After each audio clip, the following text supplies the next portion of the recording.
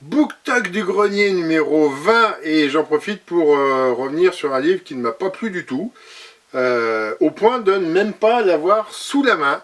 Voilà, on me l'avait prêté, je l'ai lu, je l'ai rendu, je n'allais pas la redemander pour la vidéo. C'est La fille de Brooklyn de Guillaume Musso. Il n'est pas très vieux, il date d'il y a pile 10 ans et il mérite quand même sa place au grenier. Voilà, sous beaucoup de poussière.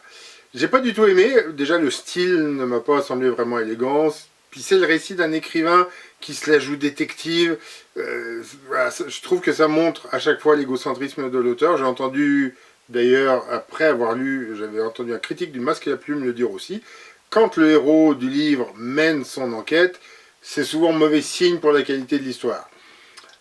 Et surtout, pour avoir passé quelques jours à New York, j'ai complètement décroché quand il s'est mis à mélanger la géographie de la Grande Pomme. Ça doit être un de mes tocs parce que j'étais embêté par la tour Stark à la place du MetLife Building dans les films Avengers. Voilà, il y a un super soldat, il y a un dieu, il y a un professeur irradié qui se transforme en monstre géant, il y a un milliardaire qui fait le bien autour de lui. Mais non, ce qui me dérange, c'est qu'ils ont collé un bâtiment là où il y en avait déjà un autre. Voilà, ma suspension volontaire de crédulité est frivole. Bref, j'ai quand même un peu d'empathie pour ce livre, parce que j'ai un peu menti, je ne viens pas de le lire, non, c'était il y a 6 ans. Et je suis encore capable d'en parler, c'est vous dire s'il m'a marqué, et j'ai envie d'en parler, donc il y a bien quelque chose.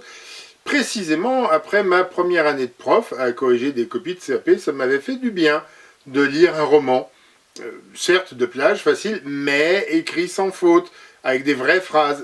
C'est ça qui m'a, je pense, redonné le goût de lire. Je lui dois peut-être la série de vidéos que vous êtes en train de regarder.